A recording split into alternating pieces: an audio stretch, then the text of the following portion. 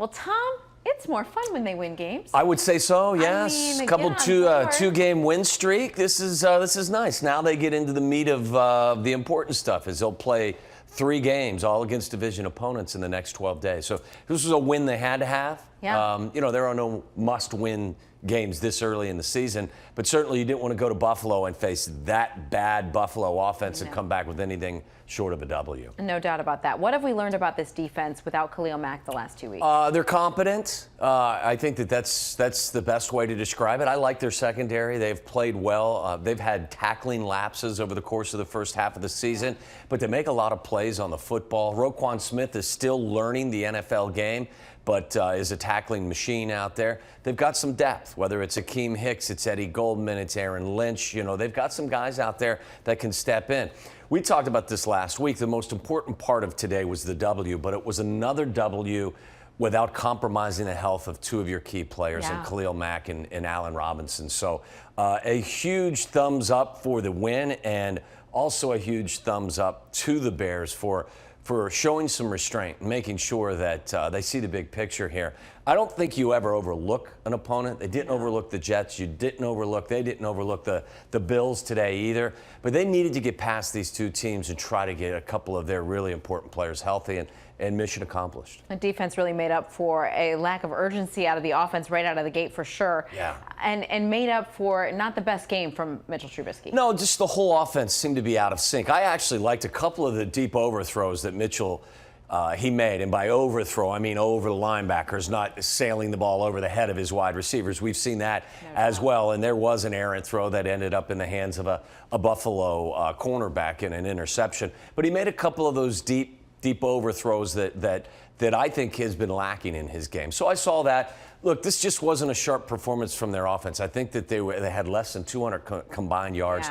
They were 3 of 11 on 3rd downs. They did have the turnover.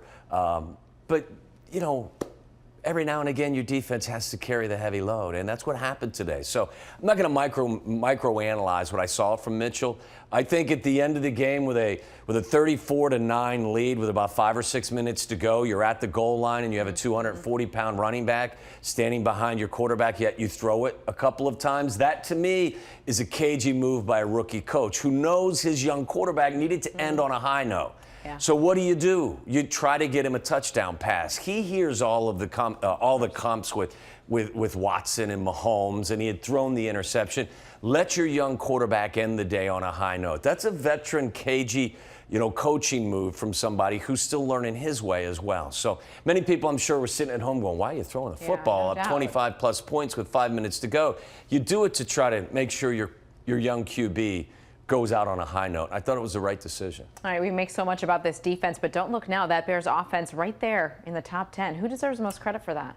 Wow, I would say the coach first and foremost. And I'll say this, I think Ryan Pace, obviously, because they upgraded the talent, but when they hired Matt Nagy, one of the first things I kind of figured was he was going to help Ryan Pace. He was going to be Ryan Pace's biggest asset in terms of looking for the right pieces to his puzzle.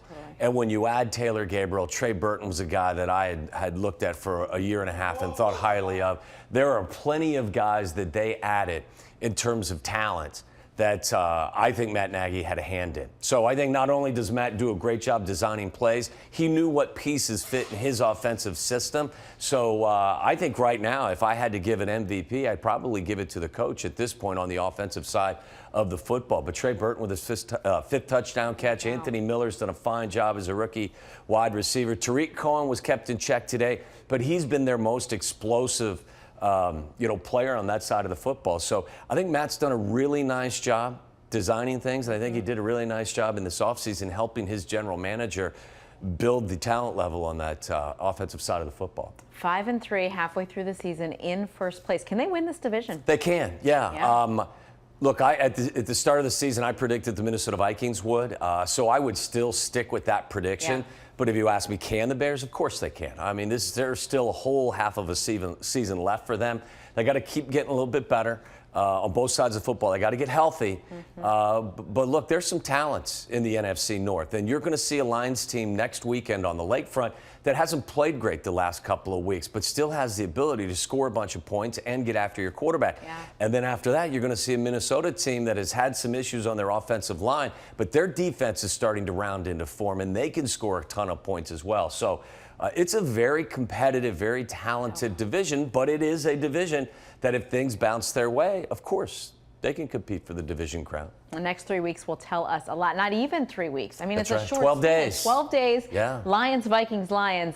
And this is why it was so important to try and get Khalil Mack and Allen Robinson as healthy as possible. Keep an eye on Taylor Gabriel. He left the game late today. Looked like he had a bit of a knee issue in the end zone. You certainly can't lose him. So, you're going to have to keep an eye on him. I think he missed a day of practice this week as well. So you're going to need Taylor Gabriel. You're going to need Allen Robinson. You're going to need all of these guys if you're going to get to the top of the NFC North. And you've watched this team for the last couple of seasons, and we've all seen Kyle Long battle injury. How disappointing to see him go down. Yeah, it's been horrible. He's been such a warrior out there. And not only has he provided veteran leadership inside that huddle, but on the field he was playing great. So as we talked last week, the best part of the W last week was keeping Khalil Mack and Allen Robinson off the field and out of harm's way. The worst part of the win was actually losing Kyle Long. And I think you saw today as well, the middle part of that offensive line was not as good. Jordan Howard had that long touchdown run, but outside of that, they really never had a chance or never had any success establishing a consistent running game. So that's where you'll miss Kyle. You'll miss him in the huddle as well with the leadership. So, look, it's a vicious game, and for the most part, they've been fairly fortunate with the injury bug not biting them as severely as it's bitten other teams. Get Mack back, get Allen Robinson back, make sure Taylor Gabriel's there. Find some guys to solidify the inside of that offensive line, and they score points. This was a kind of a down day. Every now and again, you're not going to have your best game, less than 200 yards.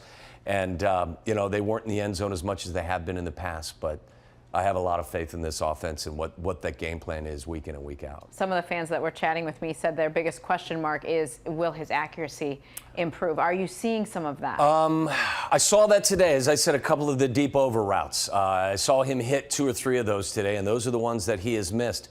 There were a couple of instances where the ball got away from him again today. So, look, that to me is going to be the difference between him taking a huge step forward and him kind of just middling a little bit because he has firm control of this offense. You don't see any illegal procedure penalties from him. You don't see delay of games. He really starting to look comfortable out there. When you put the film on and you see him out there, Mitchell looks like an NFL quarterback. But when the ball leaves his hands, sometimes it has a tendency to sail on him. And quite frankly, if he's going to be, a top-tier quarterback in the league, he's got to be more consistently accurate than he has been. That's really my only knock on him so far this year, is that he's just not consistently accurate enough. Some of that is his technique and his mechanics break down when he finds himself in precarious situations. Some of it just looks like it's an issue that he's going to have to work on. So I've heard Troy Aikman talk about it. Steve Young talked about it on our radio show as well, that accuracy is ultimately the one thing that either establishes you as a quarterback as a difference maker or someone that really never gets to the level you want to get to. So something to definitely keep an eye on. But seeing him look like an NFL quarterback through the first 8 games is reason to be excited. In first place. I mean, it's been 5 years since Bears fans have felt this good at the season's midpoint. It's fantastic. Of course, there are things to improve on. Right. Today, they committed 14 penalties. You can't do that. If they would have taken this performance offensively into Buffalo, and Buffalo had anything close to a normalized offense, they would have been in trouble.